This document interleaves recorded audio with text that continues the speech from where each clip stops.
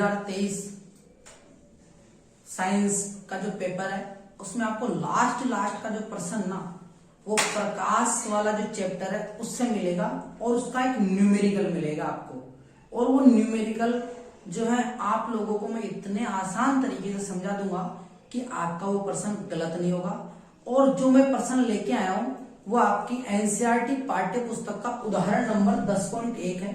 इस प्रश्न की सहायता से मैं आपको इस तरीके से समझाऊंगा कि आप कोई सा भी प्रश्न हो दर्पण से संबंधित आप उसको बहुत आसान तरीके से कर सकते हो और उसमें जो भी पूछा जाता है और आपको बोर्ड एग्जाम में किस तरीके से लिखना है जिससे कि आपको नंबर पूरे में से पूरे मिल सके। तो चलिए, अगर आपको ऐसे मेरे और वीडियो चाहिए तो आप मेरे चैनल को सब्सक्राइब जरूर करें।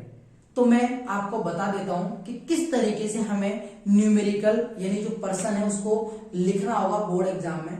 सबसे पहले आपको क्वेश्चन को एक नहीं 2 बार पढ़ना है और उससे यह पता करना है कि आपको दर्पण के बारे में पूछा है या फिर लेंस के बारे में पूछा है। भाई आपसे दर्पण के बारे में पूछा है या फिर लेंस के बारे में पूछा है। तो सबसे पहले प्रश्न पढ़ो। आप प्रश्न पढ़ेंगे, देखो, किसी ऑटोमोबाइल में पीछे का दृश्य देखने के लिए उपयोग होने वाले उत्तल दर्पण, अंडरलाइन कर लेना, उत्तल दर्पण की वक्रता त्रिज्या 3.00 मीटर है। यदि एक बस दर्पण से 5.00 मीटर की दूरी पर स्थित है तो प्रतिबिंब की स्थिति, प्रकृति तथा साइज ज्ञात कीजिए। यानी इस प्रश्न में आप लोगों को उत्तल दर्पण दिया हुआ है।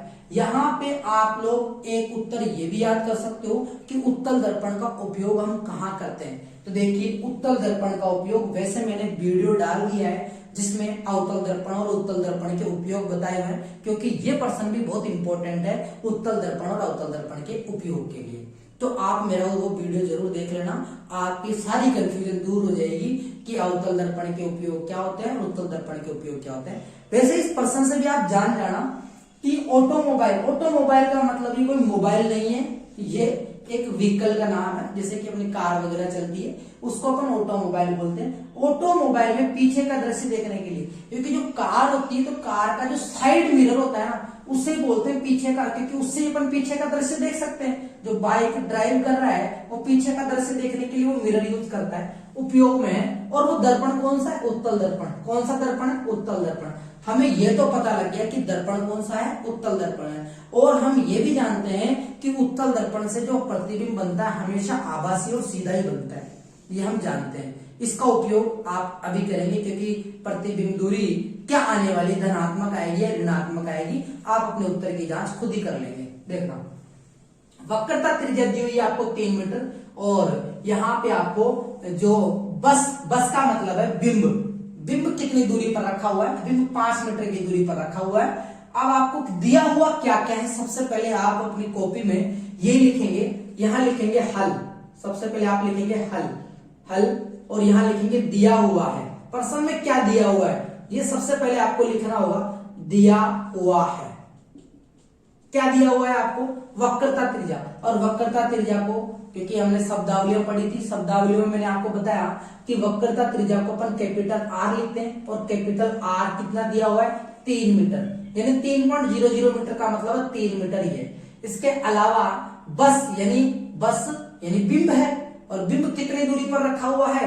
5 मीटर, यानी बिंब दूरी को अपन यू लिखते हैं। बिंब दूरी को क्या लिखते हैं? यू। और प्रतिबिंब दूरी को किससे लिखते हैं? वी से। ये आप जानते होंगे क्योंकि यहाँ पे मैंने अभी सूत्र बताया था 1/x बराबर 1/v प्लस 1/u। तो वहां पर u कितना है? 5 मीटर। u 5 मीटर, ठीक है। और क्या दे रखा है इसके अंदर? और कुछ नहीं दे रखा, आपको दर्पण बता रखा है, ये है। r दे रखा है, u दे रखा है। आपसे पूछा है कि प्रतिबिंब की स्थिति क्या होगी, यानी आपसे b प्रतिबिंब की स्थिति का मतलब है प्रतिबिंब की दूरी क्या होगी। प्रतिबिंब की प्रकृति है, प्रतिबिंब आभासी बनेगा, सीधा बनेगा, वास्तविक बनेगा, उल्टा बनेगा, कैसा बनेगा ये आपको बताना है। साइज, भाई बड़ी बनेगी छोटी बनेगी ये आपको बताना है। तो साइज के लिए हमें आवर्धन क्षमता पता होनी चाहिए, आवर्धन क्षमता हम इसमें निकालेंगे। तो यहां हमने ये चीजें लिख ली। लिखने के बाद में मेरे से पिछले वीडियो में मैंने आपको बताया था कि वक्रता त्रिज्या दी हुई हो तो आप फोकस दूरी निकाल सकते हो, क्योंकि वक्रता त्रिज्या और फोकस दूरी में जो संबंध होता है वो होता है r बराबर 2f का। r बराबर 2f का। r कितना दे रखा है 3 मीटर। हमें फोकस दूरी निकालनी है तो फोकस दूरी जो होती है इसी सूत्र से r डिवाइड में 2 होगी, r डिवाइड बाय 2 होगी। r का मान कितना है 3 मीटर। 3 में 2 का भाग लगाएंगे तो कितना आएगा 1.5 मीटर। 1.5 मीटर। तो यहाँ पे फोकस दूरी का मान कितना आ गया 1.5 मीटर आ गया। यानी हमें u भी पता है और f भी पता है। वक्रता त्रिज्या का काम केवल यही है कि आपको फोकस दूरी का मान बता देगा, सूत्र में कहीं काम में नहीं आने वाला ये, क्योंकि हमें प्रतिबिंब दूरी का जो प्रतिबिंब दूरी निकालनी है तो उसके लिए तो केवल हमें u और f पता होना चाहिए। मैं आपको चित्र के माध्यम से बताता हूं कि किस तरीके से इसका मान आप पता लगा सकते हो, आंसर आप खुद पता लगा सकते हो। देखिए उत्तल दर्पण कैसे बनता है। उत्तल दर्पण देखिए इस तरीके से बनता है क्योंकि उसका उभरा हुआ भाग जो रहता है वो परावर्तक पृष्ठ की तरह कार्य करता है और अंदर पॉलिश होती है, तो ये जो है उत्तल दर्पण है। तो उत्तल दर्पण है तो इसका जो कटा हुआ ये गोला बनेगा पूरा, तो इसका वक्रता केंद्र जो आएगा वो इसी तरफ आएगा और मुख्य अक्ष वाली जो लाइन है वो यही आएगी। लेकिन इधर आगे हम इसको बढ़ाएंगे क्योंकि बिंब जो है हमेशा बाईं तरफ रखा जाता है।